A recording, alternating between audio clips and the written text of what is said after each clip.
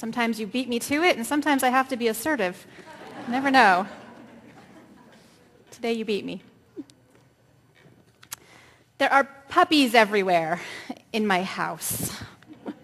My husband and my kids and I are fostering a couple of 5-week-old Shar-Peis, little black bunchy things that smell like puppy food and have waggly tails and make little squeaky noises all night.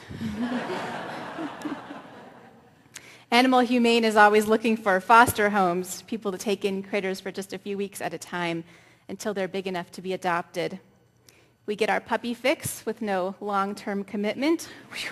They get a stimulating place to stay for a while with 2 kids and an 80-pound adult dog that we also got from Animal Humane the week we arrived in Albuquerque. Actually, the day the moving truck pulled up. Yep, that was crazy and perfect. All these dogs needed a home. Our kids were begging us. All of these constituents are adorable. Win, win, win. A warm and cuddly compassion abounds in this, the counterexample for today's sermon. It isn't that you shouldn't be kind to puppies and children. Actually, I recommend that. It's just that today I'm not worried about the easy kind of compassion. I think you've probably got that down. Today I'm thinking about the kind of compassion that doesn't come as naturally to us. My grandfather, who bears his unfortunate nickname, Peepaw, with a legendary sense of humor, likes to send funny stories about when my little sister and I were kids. Your sister came out to Granny in my garden when she was about 3 or so, he said. She wanted to help with the weeding. She would point to a plant and ask if it was a weed, and I would say, "No, that is a bean." And she'd point to another and ask again, and I'd say, "No, that's a carrot," and so on. Finally, she found one that was indeed a weed, so she grabbed a garden stake and beat it to a stringy pulp, and then pulled it and flung it out of the garden. I guess because weeds were bad, they had to be not only pulled, but also severely punished. "Could you use this in one of your sermons to make some point?" he asked. Well, yes. Because a weed is just a plant that makes more sense in another context. My or your one-dimensional view of them is not a reflection of their essence, but of our limited capacity to imagine. Our one-dimensional view of them is a reflection of our limited capacity to imagine. And the capacity to imagine is very important to the challenging kind of compassion.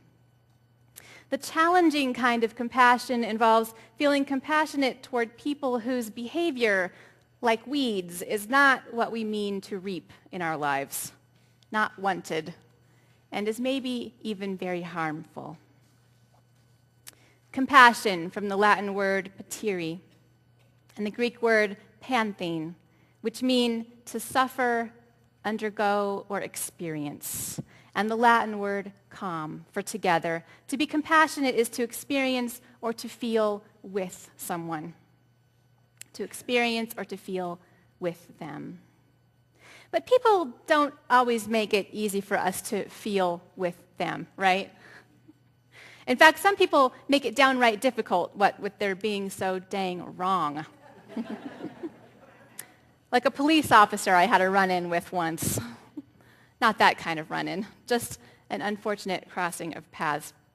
First, let me say that I have a lot of respect for police officers. I'm especially grateful for the ones that come by here on Sunday mornings to help us with security.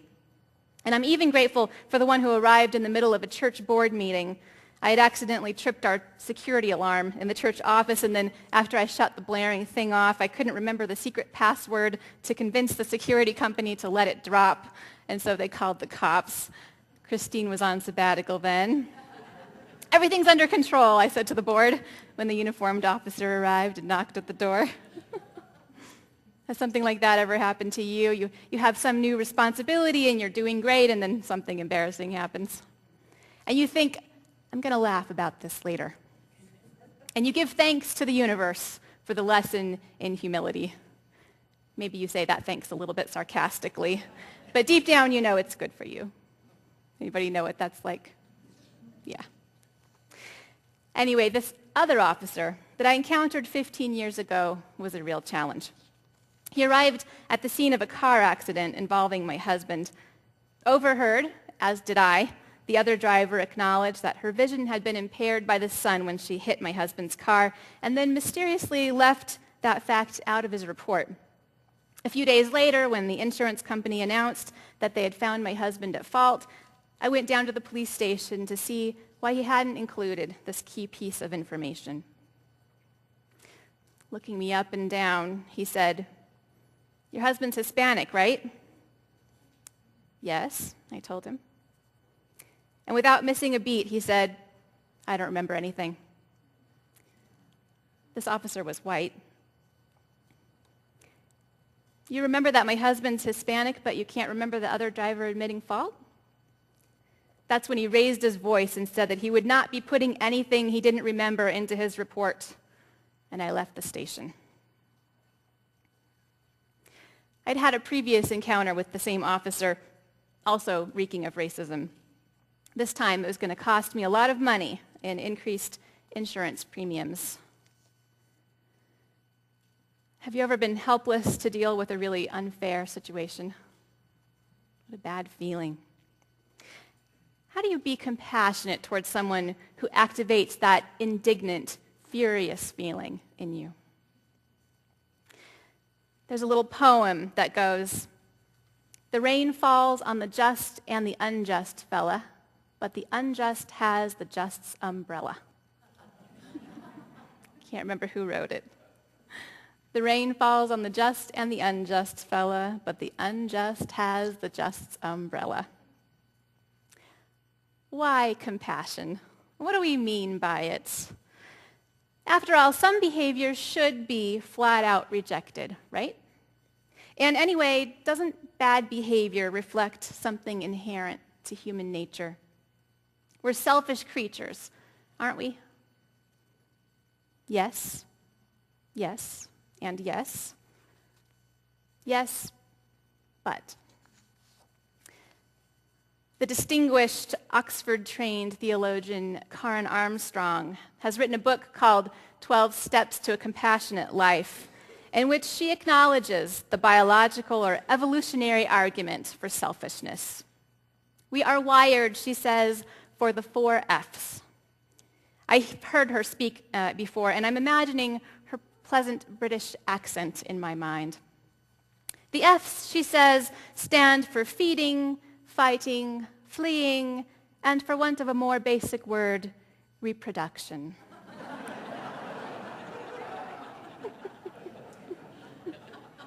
She said this in front of thousands of UUs at General Assembly. The wiring for these instincts, the 4 F's, resides in the oldest parts of our brains, our reptile brains. In the early days of evolution, we creatures emerged from the primordial swamp instinctively armed for survival. And for millions of years, the reptile brain served us well.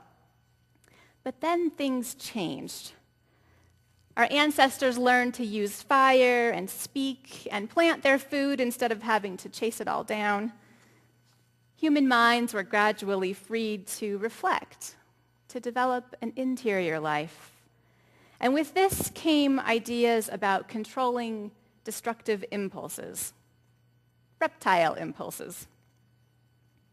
From 900 to 200 BCE, a remarkable thing happened. In 4 different regions of the world, sages, prophets, and mystics developed the systems of thought that over 2,000 years later still form the hearts of the world's biggest religions and philosophical traditions.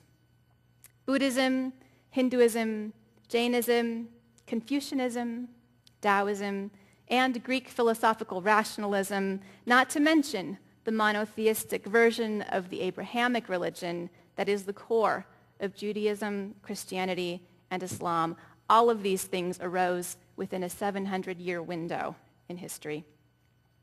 We've continued to challenge these traditions, says Armstrong, but we've never surpassed them.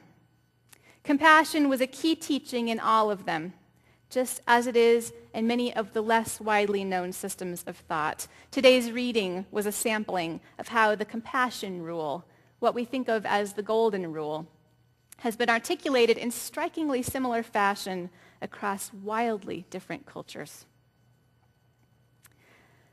On our way to developing these world religions and systems of thought, something else happened.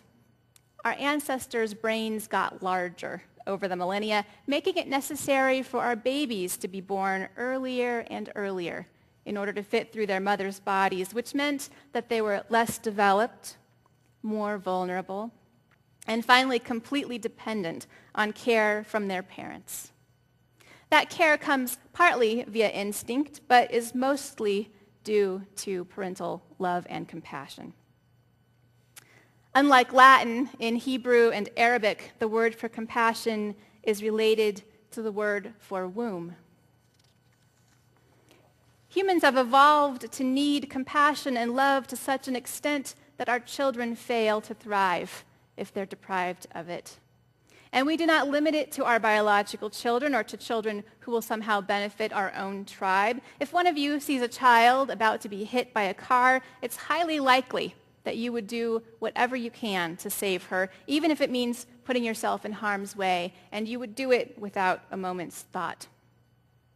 Like Antonio Diaz Chacon, who witnessed a 6-year-old girl being kidnapped here in Albuquerque a while back and followed the kidnapper in a car chase until he got the little girl back. Chacon did this even though he's not related to her and even though he's an undocumented immigrant who, now having been identified, faces deportation. Like many heroes, he can't imagine doing anything different. His actions were every bit as instinctive as the 4 Fs. No longer reptilian, we are now wired for compassion too. Brain research confirms it. It makes sense because there are 7 billion of us humans on the planet now, as of this week. And if there's one thing our religious ancestors wanted us to understand, if there's one thing we've learned again and again through environmental and social and biological sciences, through feminist and womanist theory, and from Gandhi, Martin Luther King Jr., Desmond Tutu, and other great leaders, it is the profound interdependence of human beings, and indeed all life on earth. Compassion is an essential spiritual skill in all of the world's major religions because interdependence is one of the final truths in this world. It's one of the ultimate truths that we Unitarian Universalists support each other in freely seeking and understanding. When you really get this truth, interdependence, you realize 2 things. One is that you're not as different from your enemy as you think you are. In fact, you're very much alike. And 2, that anger begets anger, and cruelty begets cruelty, until the spiritually skillful and compassionate person puts a stop to it. That's why what happens to one of us happens to all of us. To realize that we are like our enemies is to acknowledge humbly how little we know about them and to make room in our minds for them to be more than we anticipated.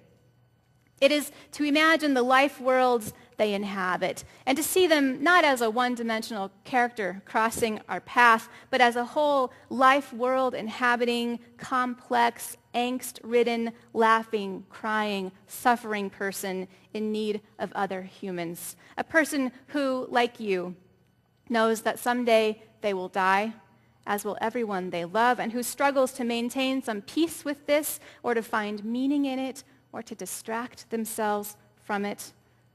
That's another final truth about which we can be certain. It is to consider the context in which the other person's behavior might make sense. The 4th century Chinese philosopher Chuang-Tzu compared an unenlightened person to a frog in a well that sees only a tiny patch of sky and thinks that that's all there is. Likewise, often when we encounter another person, we imagine that the tiny patch of behavior or personality or self that is presented to us is all there is. But the person who is short with you, who gives off a hostile vibe, may be suffering from chronic back pain and barely able to extend their thoughts outside of their own heads because of the internal noise of that discomfort.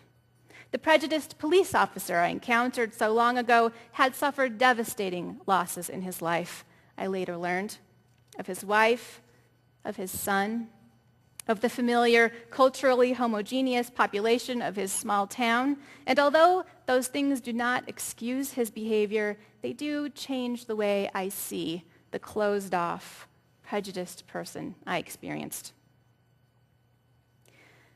When you respond to someone like that with compassion, it's a radical, unexpected response, a game changer, because it interrupts the cycle of anger begetting anger, or pain begetting pain. Now, compassion is not the same as indulgence. It's not compassionate to stand by and look friendly while somebody harms their self or others. That would, in fact, not be compassionate toward the ones being harmed. What I mean is that in all of our interactions, whether it's caring for a child or setting boundaries with a difficult relative or working for immigration reform or speaking truth to power, we should strive to have our hearts and our minds in the right place, recognizing that every person we deal with is a living being who, though he or she may be spiritually unskillful and even willfully rude, is very much like us, is interconnected with us. And if we want to change the game, we have to interrupt it with the game changer, the unexpected cycle breaker, compassion. But wait, sometimes our worst enemy is us, is you. How many of you have ever felt, even for a minute, like your own worst enemy? Yeah, I know I have. With that nagging voice in your head telling you you're not successful enough or not good enough or worthy of your loved one's admiration.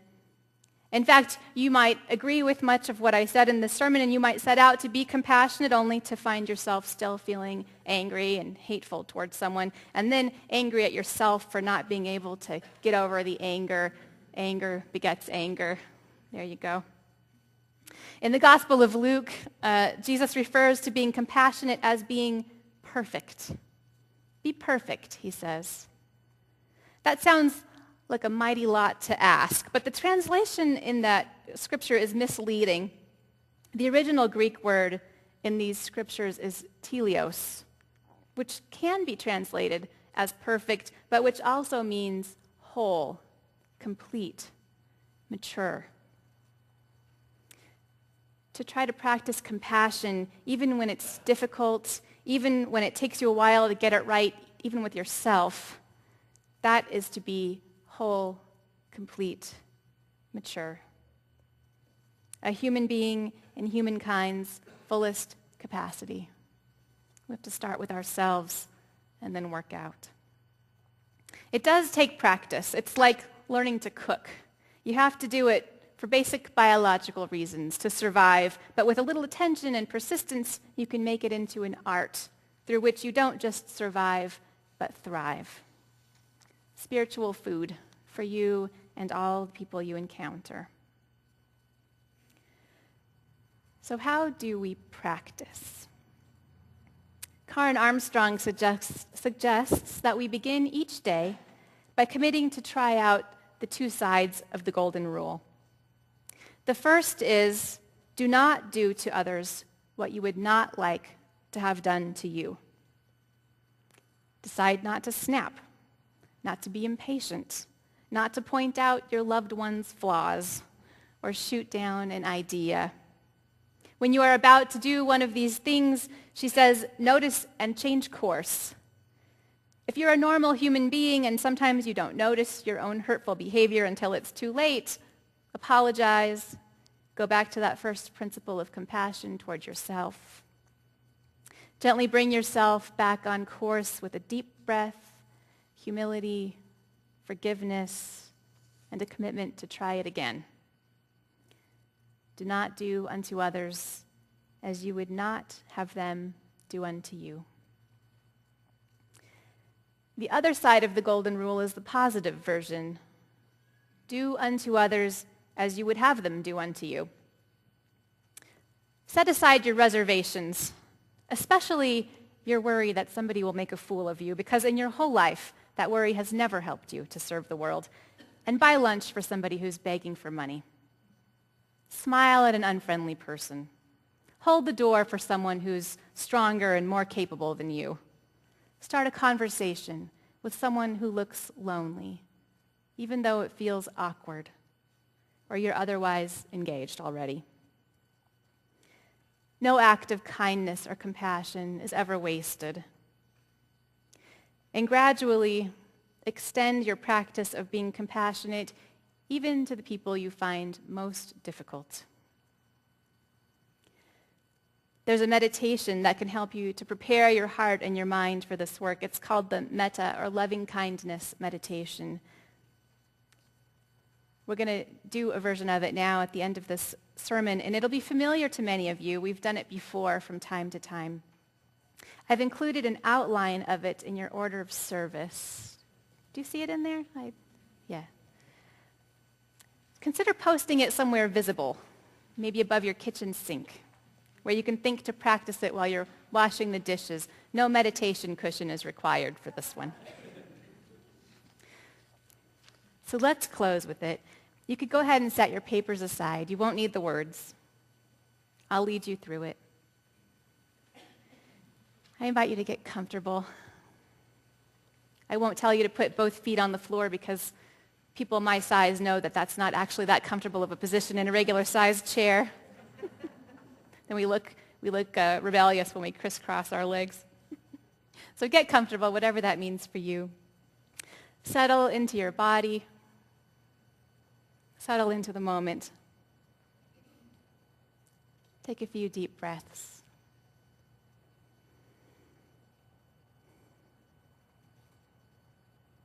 The first affirmation is for yourself. May I live in safety. May I be happy. May I be healthy. May I live with ease. Repeat these phrases in your mind, and if you find your mind wandering, just gently guide it back. Breathing in, breathing out. May I live in safety, be happy, be healthy, and live with ease.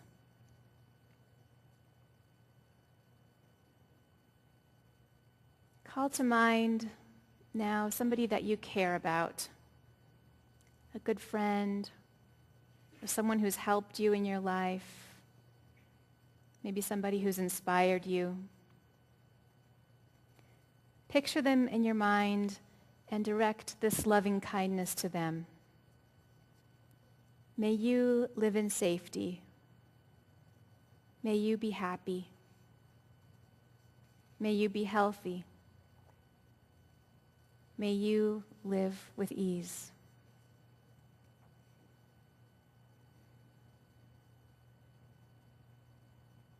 Continue to breathe in and out as you repeat those words in your mind.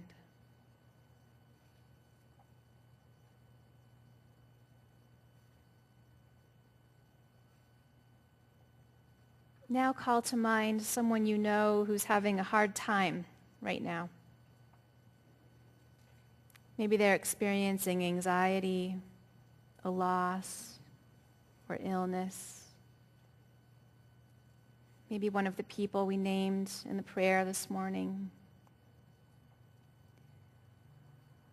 May you live in safety, be happy, be healthy, and live with ease.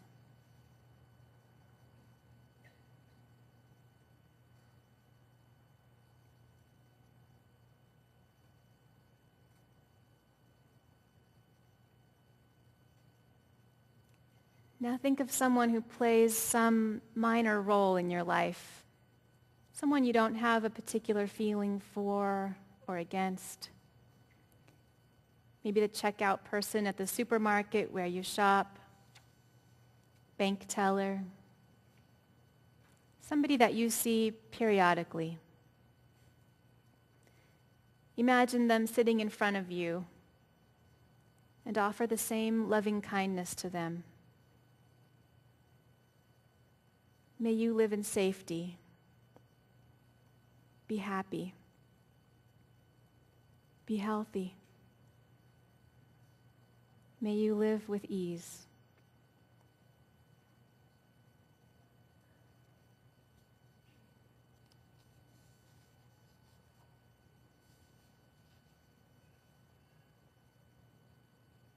And now, if you are able, picture someone toward whom you have negative feelings. Maybe somebody you know personally, maybe a public figure. Call them into your mind and direct loving kindness at them. May you live in safety. May you be happy. May you be healthy. May you live with ease.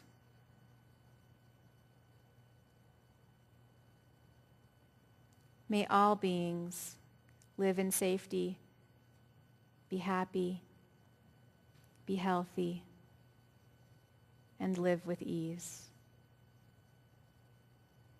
All people, all animals, all creatures, near and far, known and unknown to us, all beings on the earth, in the air, in the water, those being born, those dying.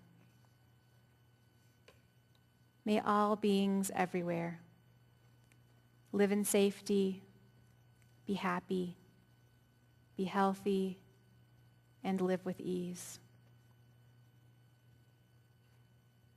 Feel the energy of this aspiration extending infinitely in front of you, to either side, behind you, above, and below.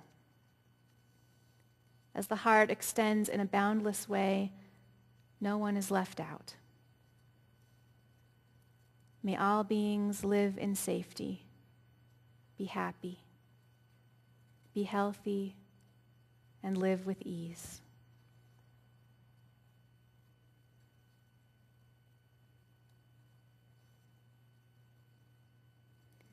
Continuing in this spirit of compassion, let's join together in our closing hymn.